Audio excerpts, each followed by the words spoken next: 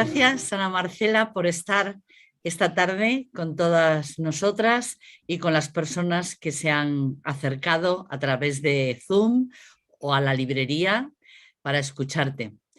Bueno, aparte de que Ana Marcela es una muy buena amiga, os cuento que ella nace en Costa Rica y que desde el 2014 ya se ha asentado en Madrid y parece que se va a quedar entre nosotras porque se debe de sentir muy a gusto. Ella en Costa Rica estudió Derecho, es jurista y máster en Derecho Notarial y Registral y se especializó en Derecho Mercantil. Fue profesora en la Universidad de Costa Rica, donde trabajó en el Instituto de Investigaciones Sociales sobre temas de derechos humanos, migración y feminismo.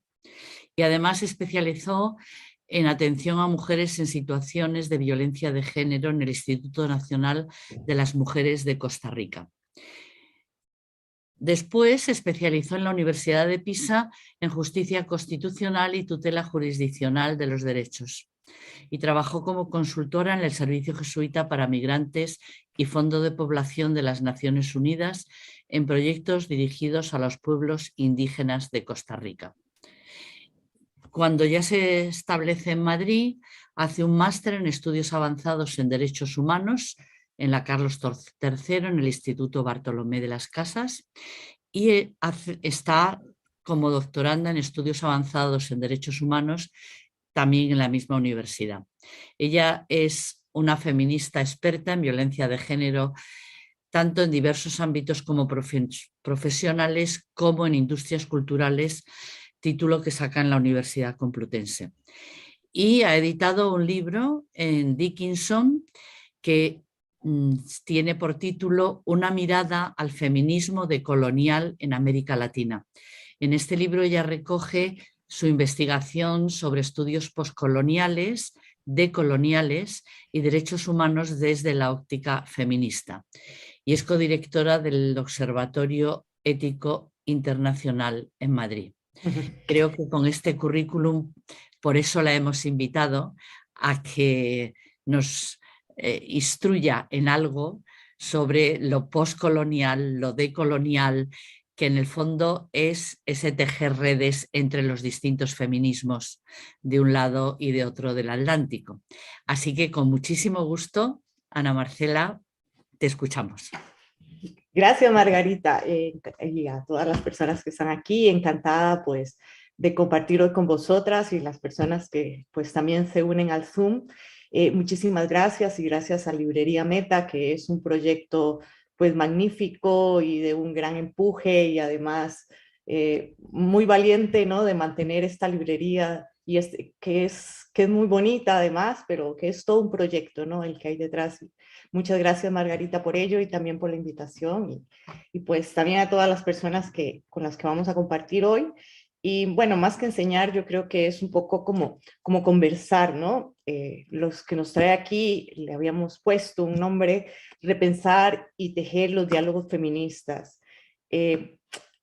Para empezar, el feminismo en el que yo me sitúo y desde el que pienso es un feminismo de impugnación constante. Es el camino hacia una utopía que creo que por lo menos muchas tratamos de avanzar en tiempo presente.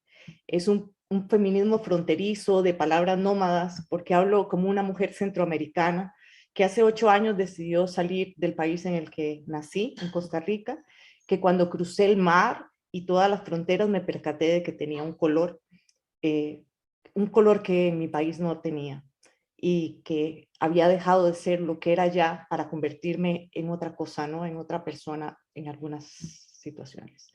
Soy una mujer pálida por fuera, siempre lo digo, pero de colores por dentro. Soy una mujer feminista, centroamericana, migrante y racializada, que se dio cuenta y que siente en su propia piel y en su propio andar el racismo, ¿no? Y lo vive desde sus diferentes manifestaciones. Estoy comprometida con la militancia feminista, con el estudio, con la investigación de los feminismos, de los derechos humanos, y lucho también por procesos colectivos, tanto en academia como en los espacios militantes. El tema que nos trae aquí, que es feminismos y diálogos, lo haré reseñando al inicio el escenario en que estamos viviendo y al que nos enfrentamos como seres humanos, como feministas. Posteriormente hablaré de los feminismos en movimiento, me referiré a un tipo de feminismos que llamo los feminismos de la prosperidad y que se desdibujan entre lo identitario y lo neoliberal. Y desde ahí trataré de hilar un brevísimo recorrido por los feminismos decoloniales, o como los defino yo, los feminismos con vocación decolonial, que son feminismos situados en los sures globales, y para después avanzar un poco hacia los diálogos escucha, que es un poco el tema central que aquí nos trae, para avanzar hacia la construcción de la justicia. Entonces empiezo un poco señalando cómo en el escenario en que nos situamos, ¿no? Los enemigos, el enemigo a vencer en este momento parece que es el movimiento feminista, que yo creo que más bien son feminismos en movimiento. El feminismo es un campo en disputa, pero a pesar de las diferencias y las diferencias teóricas, visiones teóricas y prácticas intrafeministas, siempre se busca confrontar un proyecto político alternativo al orden establecido, ¿no? Hay un movimiento global de mujeres con características diferentes en cada escenario geopolítico. Se conforman espacios de discusión heterogéneo, interracial, intergeneracional, intercultural, que en sus diferentes expresiones se ha constituido como uno de los movimientos con mayor potencial subversivo y transformador del sistema, que es un sistema que no es patriarcal a secas, sino que es un sistema patriarcal, capitalista, racista y colonial. Al decir movimiento, lo relacionamos con una actividad, una acción colectiva, donde se dan la mano una multiplicidad de personas, actores, voces, experiencias vitales. Son espacios heterogéneos, también conflictivos, espacios donde confluyen un sinnúmero de pluridiversidades, de conocimientos, de ideas, de desacuerdos. Pero a pesar de ello, a veces algunas personas cuando se refieren a movimiento feminista incluso lo pueden pensar como si fuera una masa homogénea y uniforme, y no, sino es más bien un espacio, es un sujeto colectivo y en movimiento. No hay un único movimiento feminista.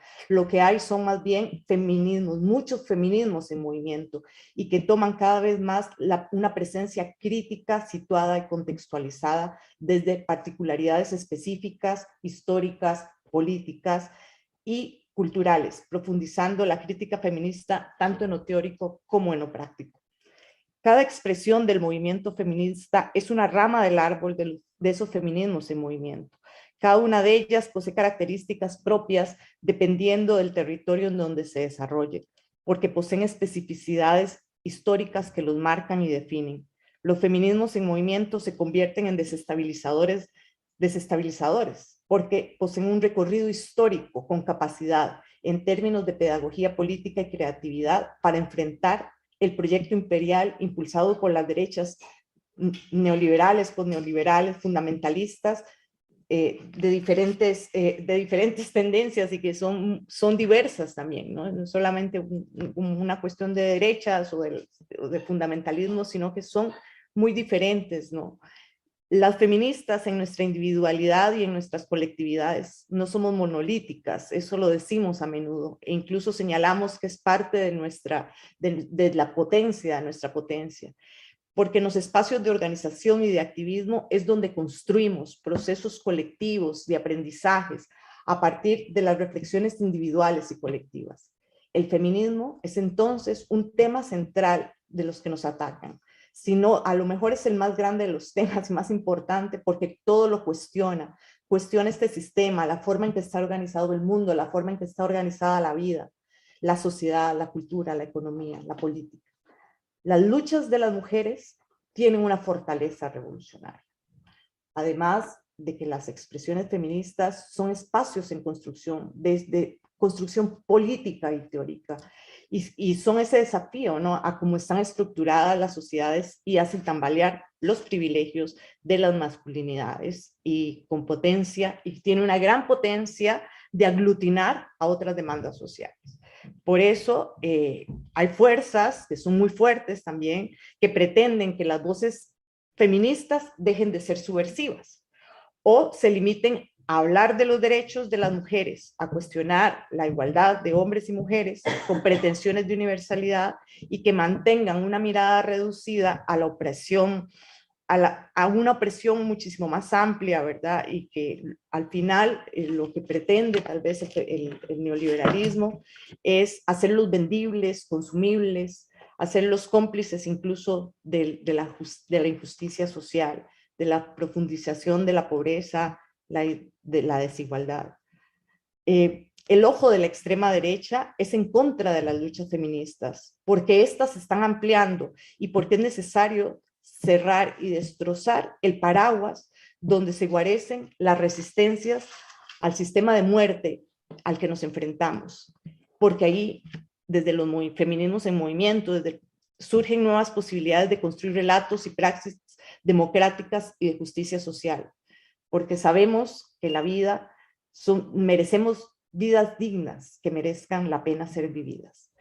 En los debates políticos, públicos, legislativos en Europa y en los Estados Unidos, en América Latina, líderes de opinión, religiosos y políticos usan la expresión ideología de género como una etiqueta retórica y un significante vacío para oponerse a todo grupo o acción que represente los avances normativos, institucionales y de políticas públicas en materia de reconocimiento de las identidades sexuales, las libertades públicas LGTBI, el avance de la equidad de género, de los derechos sexuales reproductivos, se oponen al marco internacional de los derechos humanos y se asocia todo esto como si fuera parte de la corrupción del Estado, de la violencia y la degradación social, ¿no? Entonces, hay una institucionalización de eso que llaman ideología de género, ¿no? Es la ideología de género un discurso muy potente que agita, moviliza, remueve, porque es también la ideología de género, ¿no? Ese concepto se adecua fácilmente a diversas corrientes religiosas, organizaciones, partidos de la diversidad de derecha en las diferentes partes del planeta, ¿no? Es el punto también donde se encuentran sectores con mucho poder financiero y bueno, esto es visible, ¿no? En el caso de Europa del Este, con el avance de la religiosidad católica y ortodoxa, con Bolsonaro, los evangélicos o Trump y los protestantes evangélicos, ¿no? ¿Cómo avanzan? ¿Cómo avanza? Creo que son puntos en los que debemos poner también como el ojo, ¿verdad? A lo que nos enfrentamos las feministas. Es una oposición a todo lo que tenga que ver con derechos. Es una oposición que es heterogénea, es una articulación muy compleja, donde se dan la mano los fundamentalismos religiosos, los neoliberalismos, los nacionalismos excluyentes, las diferentes manifestaciones de la extrema derecha, ¿no? Varios autores lo han reseñado así, han puesto el ojo de atención, entre ellos, pues, lo ha hecho Juan José Tamayo, lo ha hecho Nuria Lavado, Sara Farris, Nancy Fraser, Rita Segato, solamente por señalar algunas. Y entonces, ¿cómo debemos enfrentar esto? ¿Cómo retomar los hilos subversivos del feminismo, de los feminismos en movimiento para tejer las respuestas, ¿no? A veces, si algo caracteriza a la historia de la lucha de las mujeres, es que nosotras vamos más allá de la denuncia. Trascendemos las actitudes del fatalismo y logramos articular siempre espacios de búsqueda, en la búsqueda de respuestas y resistencias. Hay espacios, o sea, logramos las feministas en toda esta diversidad crear espacios donde se logran articular movilizaciones de resistencia por la democracia, en contra del capitalismo, el antirracismo, las expresiones patriarcales feminicidas, letales, necropolíticas, el extractivismo, los ecofeminismos. Ahí creamos espacios subversivos de resistencia, ¿no? Entonces, las propuestas críticas, teóricas y políticas feministas vienen cada vez ensanchándose desde diferentes sitios de denunciación, desde otras voces, que suman cuerpos, que suman presencias, acentos, experiencias vitales que complejizan el feminismo. Las luchas de las mujeres tienen un enorme potencial liberador. Es por ello que hay una centralidad para atacarlas. En América Latina, y me sitúo ahí también por mi propia experiencia vital, ¿no? que ahí es donde logro muchas veces sentar en mi lugar de enunciación, ¿no? Un lugar de enunciación que se debate entre esta Europa y el país, ¿no? Donde crecí en Centroamérica, ¿no?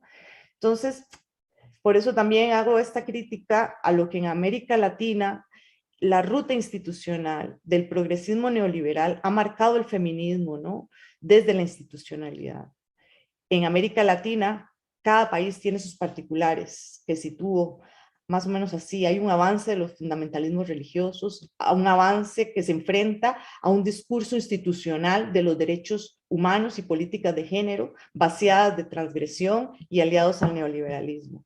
Una diversidad de pueblos originarios, estilos de gestión a la violencia, tienen en común todos los países de América Latina, que son estados democráticos criollos, con relatos de democracia insuficiente, que han dejado a miles y miles de personas fuera de todos y excluidas de todos esos relatos.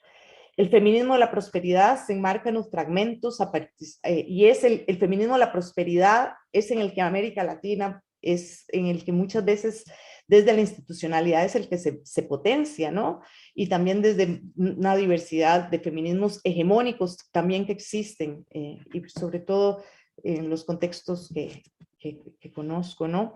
En fragmentos a partir de especificidades y subjetividades. Desde la perspectiva hegemónica, liberal, posmoderna, que pretende que las mujeres empobrecidas, racializadas y excluidas históricamente se instalen en la individualidad y en aspiración de ser prósperas, de ahí el nombre, el feminismo de la prosperidad, exitosas y lo suficientemente empoderadas para poder salir de la pobreza, acentuando una ética productivista en clave capitalista.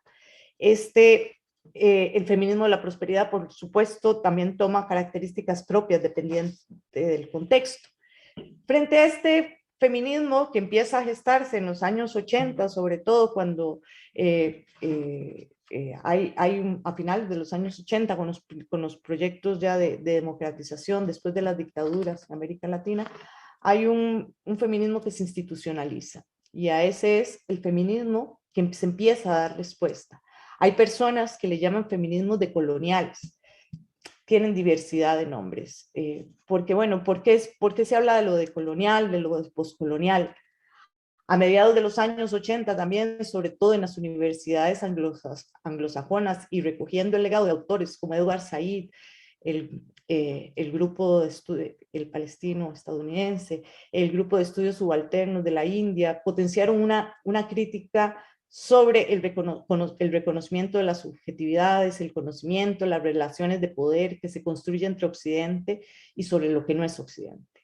La mirada del Occidente sobre lo que no, el otro, lo que no es Occidente. En América Latina, algunos pensadores también pensaban en la poscolonialidad desde sus propios sitios de enunciación. Así el grupo Modernidad Colonialidad señalaban que no existe la poscolonialidad, sino que hay una colonialidad que subsiste, que sigue jerarquizando conocimientos, que sigue jerarquizando pueblos en dicotomías. En América Latina, Aníbal Quijano es quien conceptualiza este concepto de colonialidad, la colonialidad más bien. La colonialidad, siguiendo a Quijano, es la reproducción de las estructuras de dominación colonial que se conforman a partir de 1492, con la inclusión europea en los territorios que hoy se conocen como América Latina. Se refiere al patrón de poder que se ha mantenido mediante un entramado de jerarquías sociales, de género, culturales y raciales. Son conocimientos, la propuesta de este grupo, Modernidad Colonialidad, habla de colonialidad del poder, de colonialidad del saber y de colonialidad del ser. pero no me voy a centrar en eso, sino más bien situar estos, son conocimientos que abren, porque tienen una gran cantidad de críticas también, tienen una gran cantidad de críticas, y si aquí nos ponemos a hablar de eso, no, sería imposible terminar. Sin embargo, yo puedo señalar que son conocimientos que abren paso y cuestionan de manera estructural las jerarquías epistemológicas impuestas y reproducidas por esta colonialidad. Hablan también de la necesidad de recuperar los saberes que han pretendido, del epistemicidio, que han quedado en silencio, voces subalternizadas, voces que no son tomadas en cuenta, y recuperar esas experiencias vitales para hacer frente a la crisis civilizatoria. El campo de colonial y poscolonial es un campo muy amplio, complejo, con divisiones a lo interno, pero bueno, son posiciones que buscan superar el legado de la modernidad en un sentido crítico.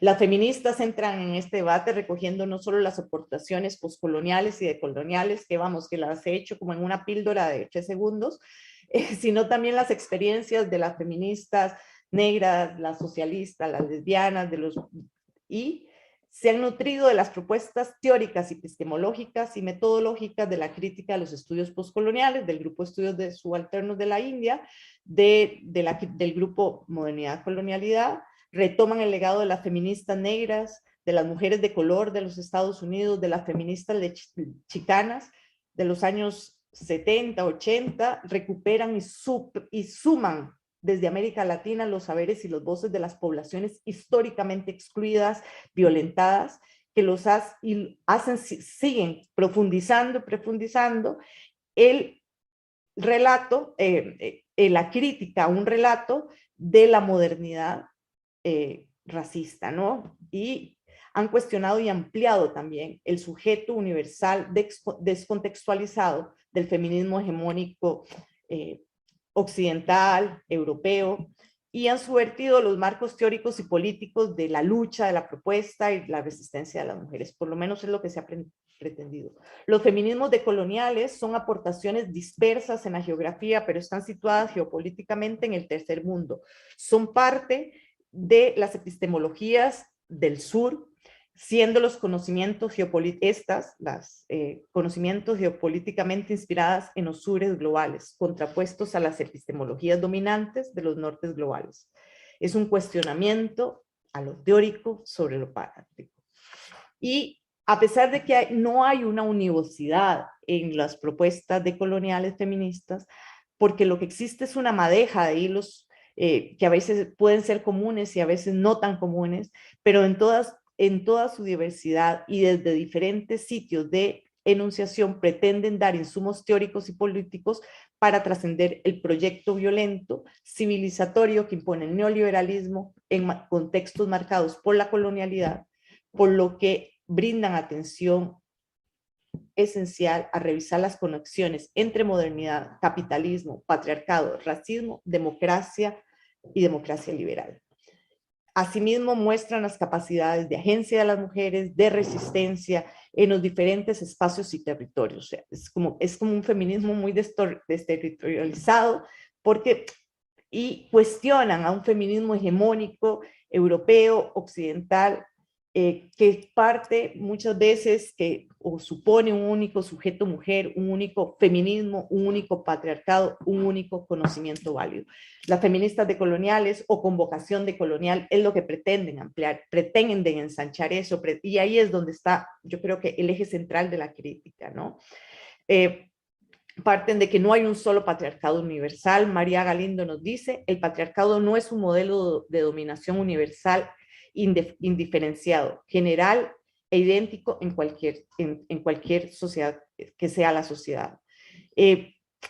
Visibilizan el impacto de las agendas de los organismos internacionales que reproducen las relaciones coloniales internas entre los estados-nación, cuando llevan proyectos que vienen desde los nortes globales y se imponen a mujeres que no tienen ningún tipo de relación o no se sienten identificadas con ese feminismo o no están situados. Son feminismos que los feminismos hegemónicos, la crítica de los feminismos decoloniales hacia los feminismos hegemónicos es que reproducen la colonialidad y miran una colonialidad en el feminismo.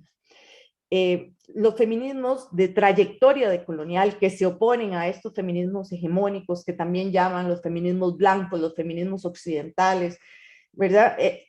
Estos feminismos de trayectoria de vocación decolonial hacen un profundo cuestionamiento a esos feminismos liberales, pero también al feminismo institucional, al de la cooperación, cuestionan las democracias, el proyecto de la modernidad, y formulan también cómo desde América Latina hay feminismos también que están situados más cercanos a los feminismos hegemónicos de impronta europea y occidental que a las mujeres de las mujeres empobrecidas, ¿no? Y de las mujeres fuera de ese relato de las democracias criollas latinoamericanas.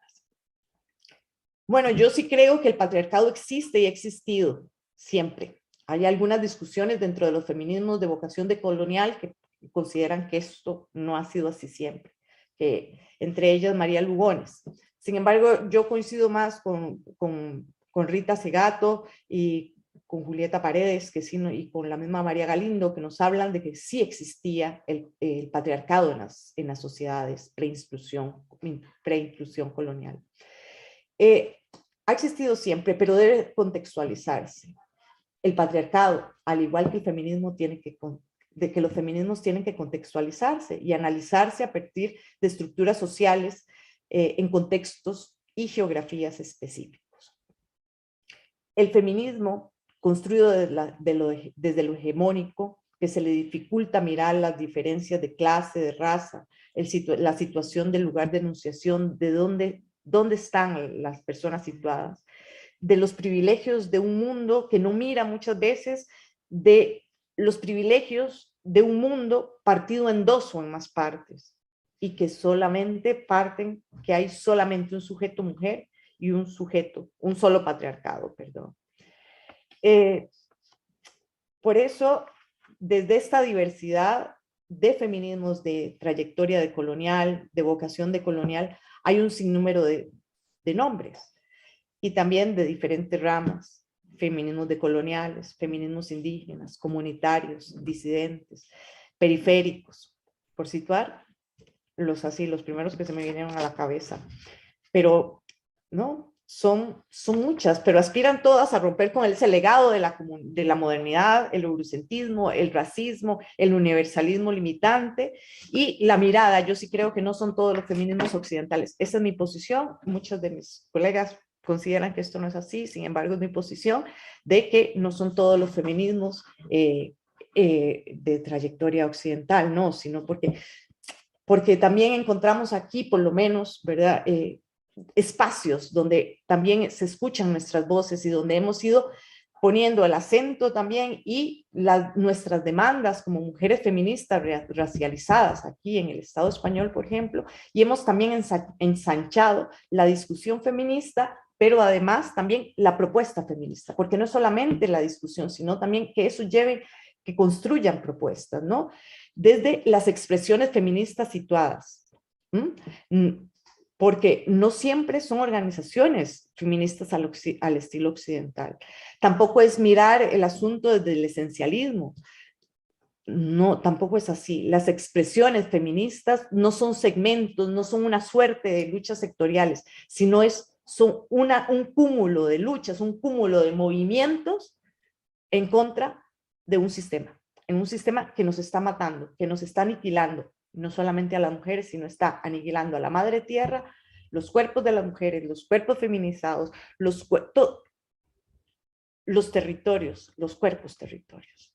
Las expresiones feministas son un enorme paraguas donde hay una gran cabida, por lo menos así también yo lo siento, porque no creo en la fragmentación, porque desde la fragmentación es imposible construir, sino más bien propongo que sumemos a repensar los feminismos desde la contextualización, más que definir estrictamente las cosas, al tiempo que considero que es interesantísimo y además muy importante recuperar los saberes desde el reconocimiento de las experiencias vitales, siempre contextualizadas, porque los feminismos se enfrentan a realidades concretas, no son tampoco uniformes. Sin embargo, considero que en este momento lo que existe es un gran tronco, follajes diferentes, pero que son necesarios para dar amplitud a este gran árbol que cobija las diferentes expresiones de las luchas de las mujeres. El feminismo, desde esta vocación decolonial, también ha puesto palabras, ¿no? Pero que, por ejemplo, el concepto de interseccionalidad, el concepto de interseccionalidad no es netamente, digamos, de feminismo decolonial, es más bien de trayectoria norteamericana, del feminismo negro de los Estados Unidos, pero que ha sido también ensanchado por los feminismos de vocación decolonial y ha sido incorporado y lo ha ampliado también. Y creo que merece por lo menos mirarlo así. Y entre ellas hay una autora que a mí me gusta mucho, que es María Lugones. En algunas cosas coincido, en otras no, falleció hace, creo que el año pasado, hace 2 años, y que nos habla que la interseccionalidad nos posibilita comprender cómo las opresiones se cruzan. Es comprender que existe una relación entre las situaciones sociales de las mujeres blancas y las situaciones de las mujeres de color, que son diferenciadas. Sin embargo, que no es una suma de opresiones, sino una fusión de opresiones. Es una herramienta que permite comprender las relaciones del poder, las desigualdades y los lugares de privilegio. Y también nos hace pensar que el patriarcado no es un patriarcado sin apellido, que no es un patriarcado a secas, sino que es parte de un sistema capitalista, racista y colonial. Los aportes, estos sí considero que son importantísimos de tomar en cuenta en la trayectoria de los feminismos con trayectoria decolonial en América Latina, y son los aportes que hace la filosofía del buen vivir, el poner la vida en el centro, ¿no? Se han nutrido entonces de la filosofía aymara, del buen vivir, que cuestiona, que promueve el bienestar y el desarrollo, ¿no? Como propuesta de lucha también y de vida. La mirada decolonial ha permitido la necesidad de que tomemos la urgencia de despatriarcalizar la vida, el cuerpo, las relaciones sociales y políticas. Este concepto de despatriarcalizar es de las feministas, de mujeres creando, ¿no? Muy conocida María Galindo, ¿no? Y luchar desde esos ejes contra la colonialidad, el racismo, el capitalismo y el patriarcado. El patriarcado tomado por ellas como el sistema de todas las opresiones, todas las explotaciones, todas las violencias y las discriminaciones que vive toda la humanidad, hombres y mujeres. Construir desde ahí las resistencias desde concepciones de mundo diversas que se cristalizan en posiciones teórico-políticas nacidas desde los sentipensares que reconocen y visibilizan las luchas por la permanencia de la memoria y la espiritualidad, así como la recuperación de los conocimientos. Su fin es gestar espacios de lucha y de enunciación propios. El patriarcado, la colonialidad, el racismo, el capitalismo, ahí es donde las mujeres estamos enfrentando la muerte, pero también es el lugar desde donde tejemos las resistencias. Quienes se reivindican como sujetos políticos concretos que reclaman la recuperación de su historia y memoria a partir de la relación con sus cuerpos territorios. Y la relación cuerpo-territorio es uno de los legados del feminismo, sobre todo del feminismo comunitario centroamericano. El concepto cuerpo-territorio brinda nuevos horizontes para ampliar la lucha feminista al repensar las prácticas políticas y de recuperación del conocimiento. Además, le da sustento al sitio desde el cual surgen las palabras y se tejen las resistencias en la búsqueda de alternativas para revertir este sistema de depresión, de depredación, de horror y muerte al que en el que existen cuerpos que importan y cuerpos que no importan, muertes que merecen ser lloradas y otras que no lo merecen, territorios que pueden ser explotados y violentados en aras del consumo de las sociedades marcadas por el consumismo occidental y capitalista.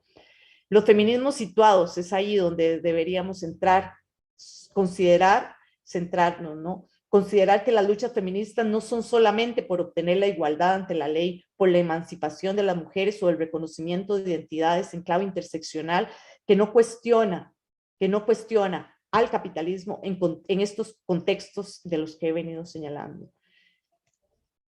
Porque los feminismos en movimiento son feminismos situados, son cuerpos, experiencias vitales en las que fluyen otros saberes, identidades, historias, pero que son espacios de lucha y construcción. La sociedad es el sitio donde vivimos la experiencia vital de lo común, el lugar donde se conforma la comunidad política. Eso, el neoliberalismo lo ha desestructurado. Hoy, en aras de alcanzar la justicia social, es necesario repensar la reconstrucción de la comunidad política como uno de los remedios contra estas desigualdades, exclusiones e injusticias de género, políticas, económicas, raciales, epistemológicas, culturales, y volver a hacer lo común político. Es necesario ensanchar la justicia, por ello corresponde extender nuestras miradas para confrontar un sistema social y no los segmentos, que a menudo se convierten en átomos del gigante que nos avasalla contra la humanidad. La justicia social y sobre todo debe tener una visión feminista que incluya la distribución económica, el reconocimiento cultural, la representación política de la que nos habla Nancy Fraser, pero además debe de tener el reconocimiento de los saberes en términos de justicia cognitiva de la que habla Boaventura de Sousa, que no menosprecie los sentimientos, incluso los religiosos, las espiritualidades. Es porque es imposible, necesitamos hacer frente al avance de los fundamentalismos y de la extrema derecha que avasallan los cuerpos, las vidas, los territorios. Además, es una oportunidad para ampliar los lazos que podamos tejer en clave de justicia feminista transnacional, en clave anticapitalista y decolonial y por supuesto antipatriarcal. No podemos perder de vista que se requiere una modificación estructural de nuestras vidas, ¿no? Corresponde por repensarnos en lo colectivo, también en lo individual, también conlleva la urgencia de repensar nuestras relaciones como feministas, como activistas y académicas, con las necesidades de un sinnúmero de personas, no solamente las materiales, sino abrir ese campo, porque también el COVID nos ha puesto en clave que hay necesidades afectivas que debemos seguir atendiendo. Poner la vida en el centro, ese concepto de la filosofía aymara quechua. Avanzar hacia feminismos que nos lleven a repensar la comunidad, el bien común, los afectos, la fuerza de las luchas y resistencias de las mujeres. Tomar posiciones situadas, contextualizadas y autocríticas en la pluralidad de voces compartidas, marcadas por los recorridos de los feminismos en un marco histórico, ¿no? Pasar de dar valor a estos diversos temas que nos ha traído el feminismo, que ha puesto sobre la mesa a lo largo de la historia. Corresponde pensar las realidades específicas y actuales en torno a la necesidad de ampliación del sujeto político del feminismo, pero no desde una cuestión a veces tal como se debate ahora, sino considerar más bien la necesidad de las alianzas, porque las propuestas y luchas y resistencias en marcos de justicia social deben ser todavía muchísimo más amplios. El feminismo, los feminismos en movimiento, las feministas en nuestras diversidades, debemos estar conscientes y no dejar de repensar el feminismo, porque nos enfrentamos al racismo, al nacionalismo, al neoliberalismo, al capitalismo, a los extractivismos, que provocan estigmatizaciones respecto a muchas mujeres. Y hay feminismos que pueden a veces caer en estas miradas. Todo nos atraviesa de diferente manera, es cierto, pero son ejes fusionados y articulados en ese patriarcado, en ese racismo, en ese capitalismo y en contextos de colonialidad. Hoy no nos toca solamente buscar la revisión individual, sino también encontrar los espacios en colectivo para seguir creando las estrategias de alianzas políticas. La moral neoliberal permea al sujeto, claro, y hay que seguir revisando el racismo, pero no de una forma individual. No solamente es más bien ir ampliando el marco colectivo, reflexionar sobre el poder, cómo nos atraviesa en nuestra cotidianidad, en nuestra comunidad, pero también cómo está a veces inserto y presente en los espacios feministas. Pensar en los feminismos situados contrahegemónicos y no olvidar que las diferentes culturas tienen concepciones distintas respecto al feminismo, a los derechos humanos. Por ello, para posibilitar procesos dialógicos, corresponde repensar el feminismo, la justicia, replantear las relaciones respecto a las jerarquías epistemológicas, culturales, políticas, de clase y raciales. Hay una urgencia ética de levantar puentes dialógicos interculturales, interéticos. La globalización, el neoliberalismo, han acentuado la privación de los derechos y el sufrimiento de miles de seres humanos. Por ello, construir espacios desde la cercanía para repensar los feminismos en las relaciones de poder que nos posibilite reconocernos, resituar el feminismo como una lucha contra las diversas expresiones patriarcales, es situar la perspectiva anticapitalista, feminista, y resituar y poner la vida en el centro, trascendiendo incluso miradas feministas que se alían a veces con las extremas derechas, con el neoliberalismo y con los nacionalismos. Ampliar las perspectivas feministas para otorgar valor esencial no solo a los trabajos de cuidados, sino también a los afectos. Ambos, los cuidados y los afectos, son necesarios para el sostén de la vida y el buen vivir. Encontrar las puntadas para atar los hilos y trascender los relatos hegemónicos de la prosperidad que convergen con el neoliberalismo, la extrema derecha, las retóricas nacionalistas, excluyentes y fundamentalistas. Se requieren procesos de diálogo escucha que reconozcan el valor del conflicto, como nos recuerda siempre Silvia Rivera Cusicanqui, y generar acercamientos epistemológicos políticos, expandir los relatos feministas sin imponerles limitaciones teóricas académicas, construir alianzas más allá de las agendas institucionales, para repensar los feminismos en las relaciones norte-sur, pero también entre el este y el oeste, y siempre pensando que en los nortes siempre también hay sures. Se requieren diálogos críticos para reconocerse en esa interculturalidad, cuestionando los discursos con pretensión universalistas, de privilegios geopolíticos, racistas, epistémicos. Reinventarse en comunidades de identidades múltiples, inacabadas, permeables, sin fronteras.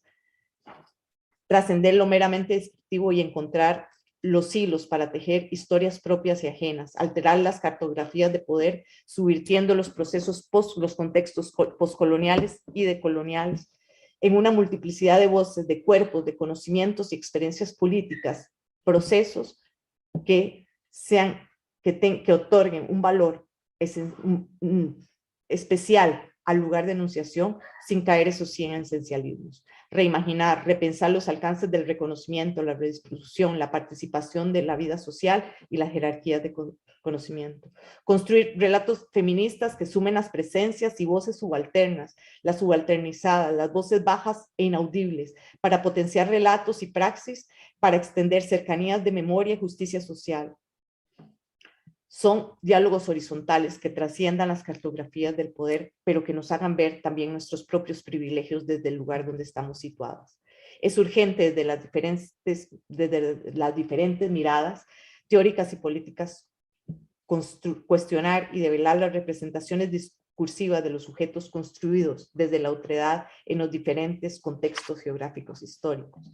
Hoy más que nunca nos toca reconstruir los mapas del poder de los feminismos y es reconocernos dentro de esos feminismos en movimiento, de las luchas situadas y contextualizadas de las mujeres. Conlleva la urgencia de transgredir esas cartografías políticas de conocimiento del poder que se han constituido como hegemónicas. Aprender de las formas de resistencia y de transformación. Buscar los lugares que nos unen, pero también donde tenemos discrepancias para tejer ahí otros contextos y sentires. Nos urge tender puentes naturales, reconocer las diferencias que nos atraviesan, recuperar y renombrar la memoria que nos habita, reconstruir las historias compartidas para encontrar espacios y alterar toda la sociedad, todo este entramado, subvertir la violencia del entramado letal, capital, patriarcado, racismo y colonialidad, en conjunto con voces diversas, pero siempre pensando en que somos, al final, muchas mujeres las que estamos en los feminismos en movimiento. Y desde ahí es donde estamos pensando, reflexionando y sobre todo luchando y resistiendo. Muchas gracias. Y si alguna tiene una pregunta. Muchas gracias. Gracias. Espero haberme ajustado al tiempo, Margarita. Muy bien, te has ceñido perfectamente al tiempo.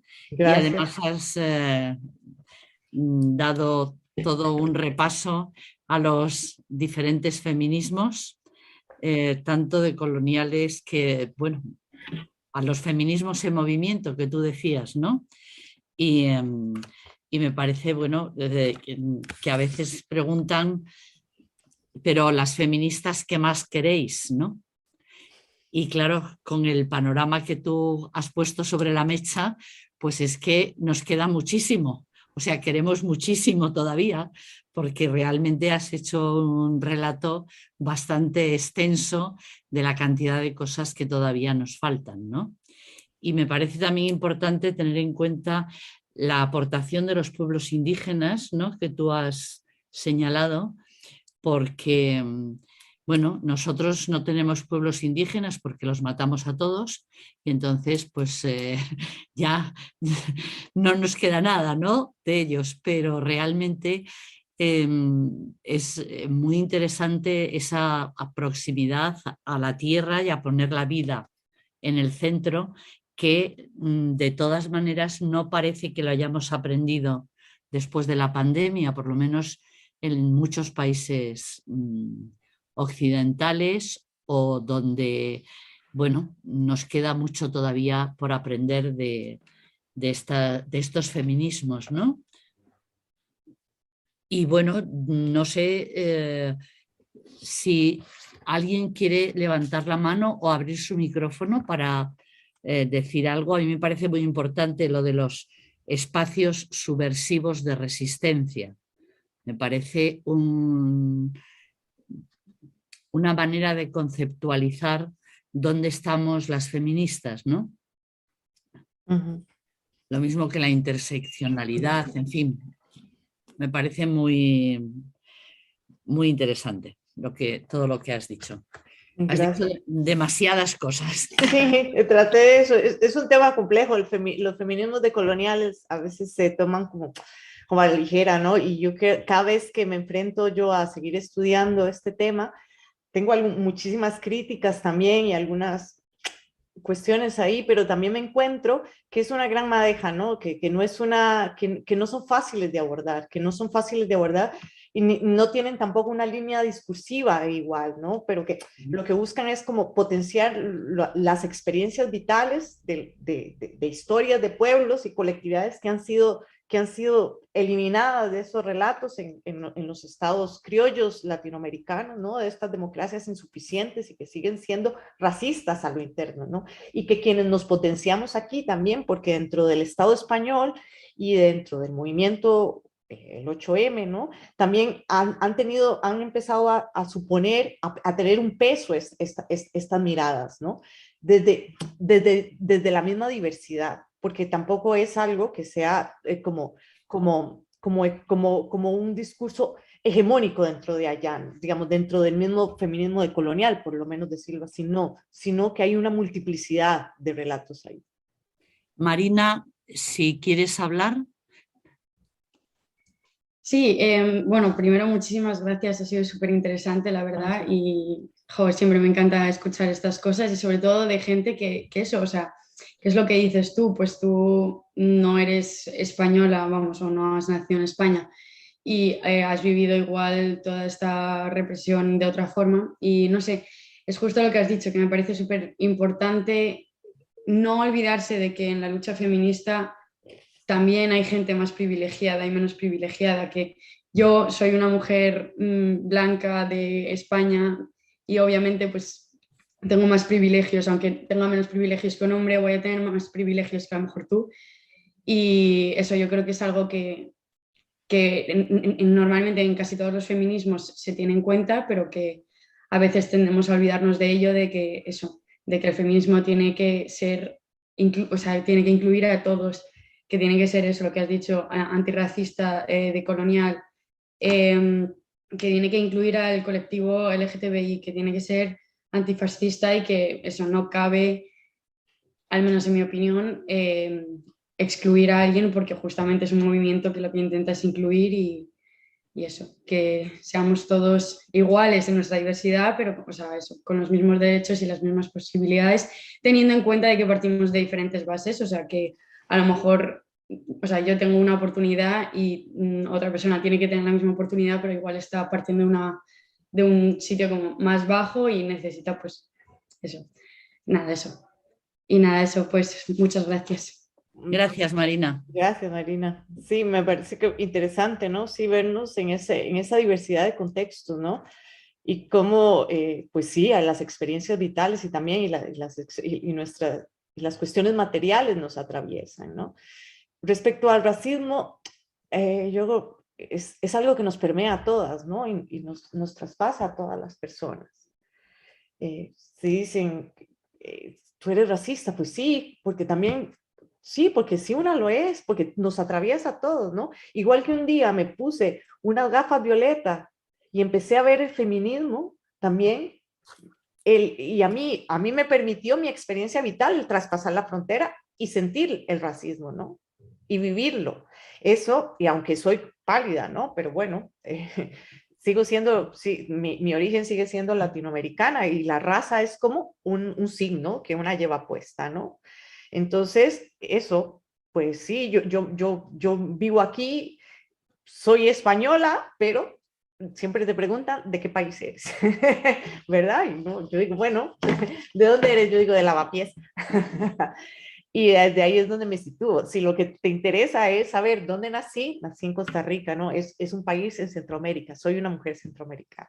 Pero más ahí es ponernos nos pusimos las gafas violetas, que es una expresión que se usa mucho acá, y es más bien ponernos entonces las gafas antirracistas y vernos en nuestro propio accionar día con día, y nada más, sí, en una parte individual, pero también hacerlo en conjunto. Es una cuestión que hay que trabajar también en conjunto, no es una cuestión a nivel individual, sino también es potenciar eso en conjunto, ¿no?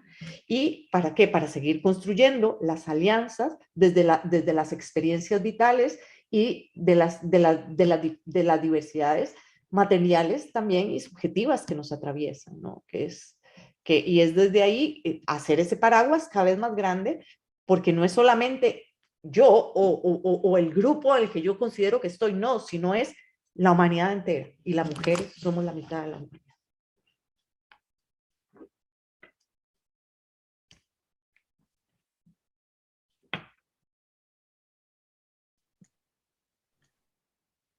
Amalia. Sí, es que mandé un chat, pero no me funciona, me parece. Bueno. Algo pasó. Bueno, vale. En primer lugar, muchas gracias por la exposición y bueno, a la ponente y a Margarita por organizarnos estas tardes. Yo quería comentar una cosa. Yo pienso que la situación, o sea, las mujeres vivimos muchísimas situaciones diferentes, tanto de lugar de origen, de clase, de nivel de instrucción, de raza, de muchas situaciones. Pero no habría que encontrar un denominador común al feminismo que después tuviera que tener la adaptación en la práctica, es decir, de cómo esas diversas situaciones pueden pues eso, impugnarse y de alguna manera pues, llevarles más justicia. Y ahora, al hilo de la exposición tuya, me estaba acordando de la cuestión aquella de salvar a las mujeres afganas. Y yo me pregunto, desde el desconocimiento, ¿qué se habrá hecho por las mujeres afganas los 20 años que allí estuvieron los salvadores? Bueno, hay salvadores con todas las comillas de las mujeres afganas. Y recuerdo que no hace mucho había leído en un periódico que, bueno, una crítica a esto, que decía, por ejemplo, se decía que si sufrían algún tipo de violencia, que a lo mejor tampoco sabían detectarla, que fuesen a denunciar y que se pusieron unos juzgados para denunciar. Pero claro, desde la situación de la violencia al juzgado nadie iba. Es decir, tenía que ser alguien ya, la mayoría de la gente de las mujeres estaban totalmente lejos de esa posibilidad de ir a un ¿cómo se llama? A un juez, bueno, a la instancia que fuese, a un sitio oficial, a denunciar una cuestión doméstica o una cuestión una cuestión que para ellas entraba dentro de lo doméstico, no denunciable. Entonces, bueno, así quería plantear, si no sería que la teoría, o por lo menos el objetivo, tendría que haber un denominador común de un objetivo, y después, como si dijésemos, la diversidad sería cómo se adapta ese objetivo a las situaciones concretas, para que revertir esas situaciones. No sé si me explico en la pregunta. Vamos a ver. O la cuestión. Es que es muy interesante y tocas temas que son también, y que son complejos, ¿no? Con respecto a las mujeres afganas, que hablas concretamente. Bueno, lo puse como ejemplo solamente, Sí, que me vino a la cabeza cuando... Y a eso voy. Ese es uno de los grandes ejemplos, más no el único, ¿no? Que a veces se parte que hay un feminismo europeo, occidental, hegemónico, por decirlo de alguna manera, que parte que las mujeres de esos terceros mundos, de los sures globales, que están situadas en lo que comúnmente se llama tercer mundo, deben ser salvadas. Deben ser salvadas incluso de sus propios, de sus hombres, de esto que el otro. Esto, hay una autora que se llama Karina Vidaseca, que es argentina, que habla de esto como la retórica salvacionista del feminismo, ¿no? En ese sentido, yo sí creo que tenemos que sí, que hay algunas veces que dicen, bueno, pobrecitas las migrantes que vienen aquí, pobrecitas las mujeres allá. No, pero no es tanto, no es la mirada de esa otredad, digamos, desde el privilegio y de una supuesta superioridad. No, lo que tenemos es que mirarnos que no necesitamos ser salvadas, pero necesitamos reconstruir, eso sí, los lazos de solidaridad de diferente manera, no desde la jerarquía, sino tendiendo solidaridad. Sí, yo sí creo en la solidaridad, y sí creo en la solidaridad entendiendo los contextos en que ellas están y en las que estamos nosotras, ¿no? Porque también, o sea, que a veces la gente dice, no, es que ya en nuestras sociedades todo el patriarcado está superado y ellas son las que están sufriendo. Yo sí creo que en uno y otro hay cuerpos sufrientes y hay vidas que están sufriendo, ¿no? Unas más y otras menos, ¿no? Pero que hay cuerpos sufrientes y que hacerle frente a eso es donde debemos tejer los lazos de solidaridad, entendiendo también la construcción de las diferencias y sí comprender que tenemos puntos en común, ¿no? Que ellas tejen sus propias resistencias y nosotras también. También nosotras tejemos nuestras propias resistencias en este contexto que estamos situadas, que es muy diferente al de una mujer en un sitio o en otro, desde su experiencia histórica concreta, en lo colectivo y en lo individual. Sí debemos retomar, considero, buscar los puntos, y de ahí es importante, por eso los diálogos también, de buscar los ejes que nos separan, que nos unen, pero también de lo que nos separan, para así encontrar y expandir un relato feminista que sea muchísimo más amplio, ¿no? Que sea muchísimo más amplio. No sé si te doy alguna luz respecto a tú.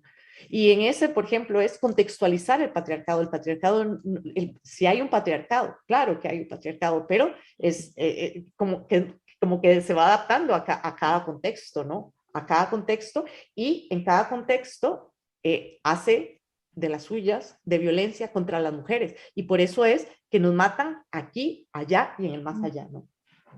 No, pero, perdón, solamente, incluso ¿sí? En Occidente el patriarcado va cambiando. Sí. Es decir, que no es que haya un patriarcado aquí y otros patriarcados por allá más lejos, sino que aquí mismo también va cambiando.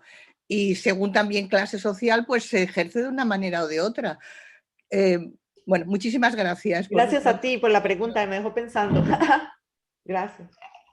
Mira, Carmen Delgado escribe en el chat que si te entendió bien, dice que afirmaste que cada cultura tiene su manera de entender los derechos humanos y quiere una aclaración a esta afirmación. Sí, yo sí creo, o sea, que dentro de las, sin caer en esencialismo, lo voy a buscar aquí. Sí hay alguna, si uno empieza a buscar, ¿no? A buscar, y esto recupero mucho a Boaventura. Boaventura es quien a mí me ha dado las luces en esto. Nos habla de cómo desde las diferentes culturas siempre hay, por ejemplo, una protección hacia la vida, por decirlo así. Los derechos humanos como concepto sí tienen un legado de la modernidad, ¿no? Pero que si nosotras logramos también mirar en otras culturas, está sentada el respeto a la vida, por ejemplo, ¿no? Entonces, es que desde ahí, ¿no? Entonces, las diferentes culturas tienen concepciones distintas respecto al feminismo de los derechos humanos. Sí las hay, pero sí las tienen esas concepciones. Aquí le llamamos feminismo, pero los feminismos, por ejemplo, las luchas, las mujeres mapuches, por ejemplo, no se reconocen en un feminismo, pero ellas tienen, si una se pone ahí a escarbar, aunque ellas digan, yo no soy feminista, porque es del legado occidental de la modernidad, impuesto también por el Estado chileno contra el que ellos se están enfrentando por el reconocimiento de ellos como pueblo, ¿no? Y como con su autonomía, ellos no se reconocen ahí, no se reconocen ahí, pero sus prácticas son, considero yo, de lo que yo entiendo por feminismo, que son las luchas por de las mujeres. Es igual que los derechos humanos, ¿no? Ellos también no se reconocen, muchísimos pueblos no se reconocen en un relato occidental de los derechos humanos, pero sí los tienen en su base, en su accionar, en sus filosofías, ¿no? De ahí, por ejemplo, la filosofía aymara del buen vivir nos habla todo, de todo un gran espectro de lo que tiene que ver con que incluso desde América Latina se está hablando muchísimo desde estas filosofías y su importancia en la construcción de los nuevos, de nuevos relatos sobre derechos humanos, que incorporen también otras miradas que vienen, que igual que en el feminismo, que lo ensanchan y también que lo enriquecen, ¿no? Desde otras palabras, por eso Boaventura nos habla de la traducción, ¿no? Desde la traducción no es agarrar una palabra y traducirla, no, sino también es lo que está detrás de ese concepto. Lo que construye ese concepto en una cultura puede ser también muy semejante a lo nuestro. Alexander dice, hay una parte del feminismo que ha estado siendo fagotizada por el status quo neoliberal. Y quería un comentario al respecto. Sí, ha sido, bueno, yo sí considero eso, y ahí es donde estoy yo trabajando, por lo menos, que Ana, sí, el concepto de feminismo de la prosperidad, ¿no? Que es un feminismo que mira a las mujeres, sobre todo desde el éxito, desde la empresa, desde ser ese modelo de mujer que aspira a meterse dentro del emprendedurismo, por ejemplo, que ahora es una palabra muy de moda en las sociedades latinoamericanas, ¿no? Que es el emprendedurismo es, bueno, hacen galletas para vender y hacen helados para vender en su casa, ¿no? Entonces es un emprendedurismo, ¿no? Entonces el Instituto Nacional de las Mujeres, por ejemplo, el Instituto Nacional de las Mujeres de Costa Rica, dice que esos son emprendedurismos, incluso financian estas cosas y asumen eso con una impronta de feminismo. Y para mí eso es más asemejarse al neoliberalismo, ¿no? Porque las mete más en la pobreza, Y son feminismos también que se quedan en cuestiones de, a veces que resultan bastante frívolas, que resultan a veces bastante frívolas, discusiones que a veces resultan bastante frívolas, que pueden gritar, bueno, sí, no a la violencia, sí, pero no a la violencia mía, ¿verdad? Pero que callan y guardan un silencio atroz con lo que pasa con los pueblos indígenas y con las mujeres indígenas, por ejemplo, con las mujeres indígenas a las que les están quitando, por ejemplo, les arrebatan los territorios que ellas han recuperado, ¿verdad? Territorios que les pertenecen, como en los procesos de recuperación de tierras de Costa Rica, de Chinaquichá, y que el pueblo Broran y y Bribri, las mujeres son las que están recuperando los territorios ancestrales, los hombres blanqueados con el visto bueno de la institucionalidad, el visto bueno porque guardan un silencio atroz, la institucionalidad en su conjunto, y no resuelve el conflicto. Ellas son las que están siendo violentadas, ¿no? A pesar de... Y ellas son las que son violentadas. Ninguna de ellas ha sido asesinada, pero sido dirigentes indígenas, hombres, Sergio Rojas y Jerry Rivera, murieron hace 3 años, en menos de... Jerry murió, fue asesinado hace 2 años, hace 1 año, ¿verdad? Y Jerry, y al anterior fue Sergio Rojas. Pero de las mujeres, por ejemplo, que están recuperando tierras, no se están diciendo, y que ellas son igualmente violentadas.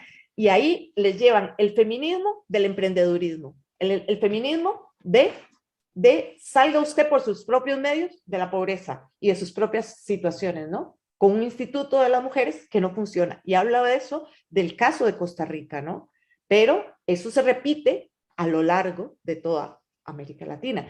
Y sí, y aquí podría uno también hablar de que hay feminismos algunas veces que cuando dicen, bueno, como que no toman las voces estas que están retomando y resonando con importancia, que son estas voces pues racializadas y estas que sí se están haciendo, que nos estamos abriendo un hueco dentro del movimiento feminista y también dentro de posiciones no solamente del movimiento, sino también desde la academia o desde los espacios políticos, ¿no? Que creo que son aspectos que hay que tomar en cuenta, ¿no? Y que hay un feminismo efectivamente neoliberal, el que yo llamo feminismo progresista, que Nancy Fraser le llama feminismo progresista, ¿no?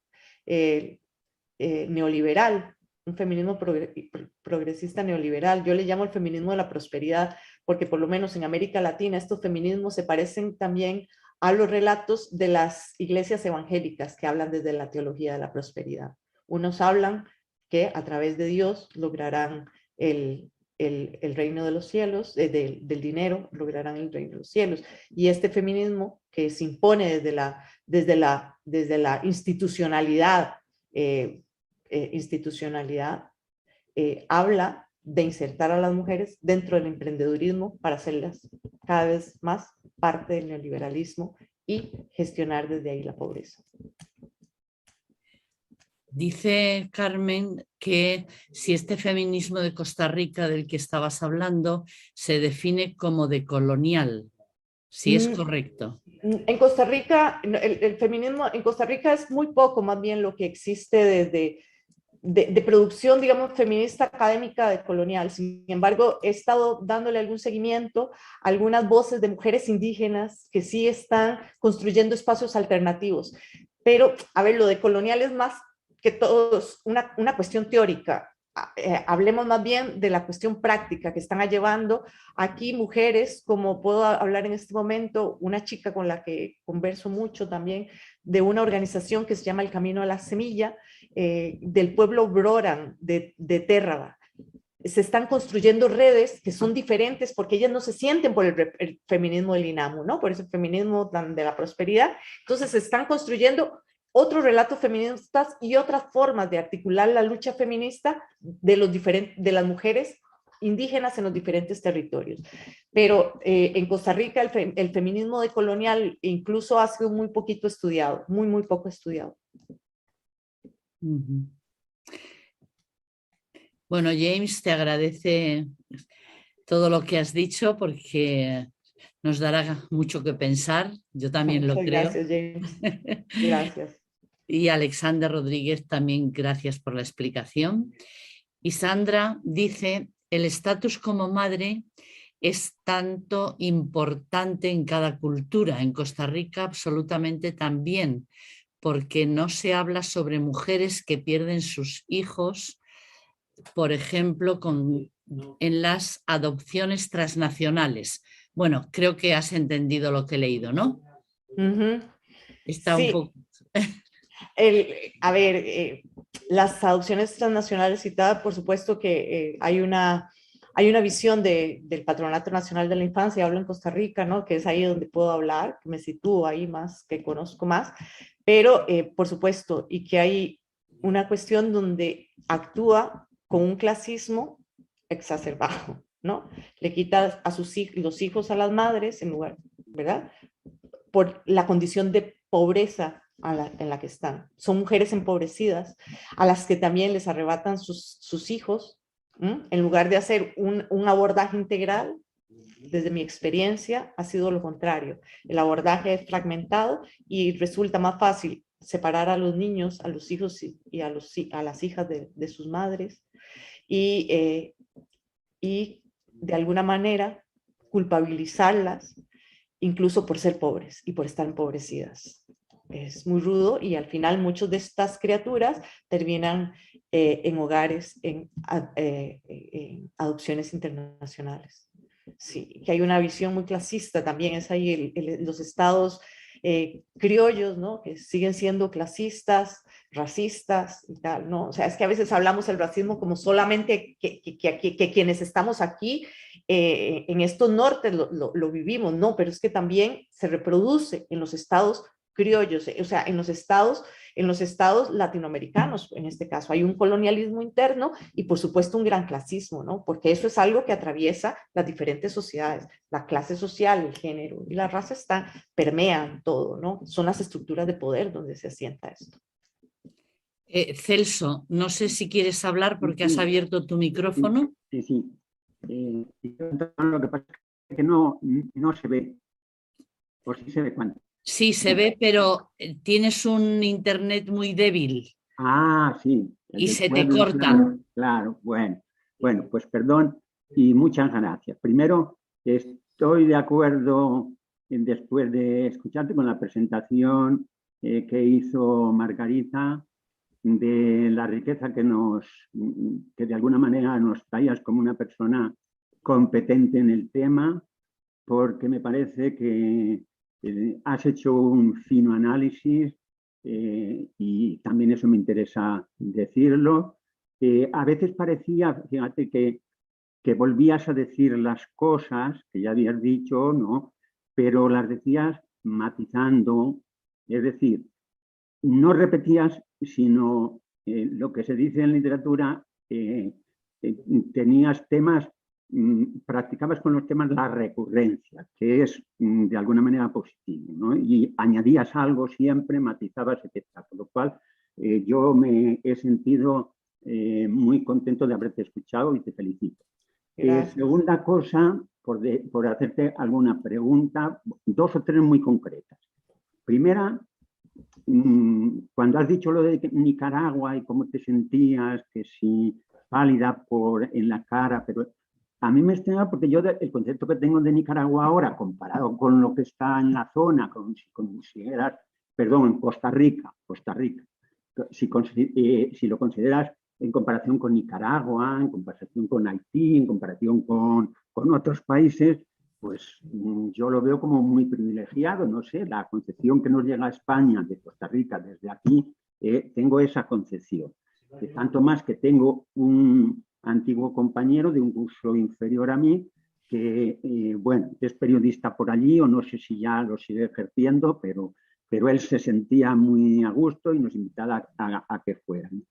Y luego, otra de las cosas que quería, de alguna manera, es verdad, y sobre todo ahora en las preguntas, y antes dijiste a Tamayo y alguno más, que incorporabas de alguna manera en esa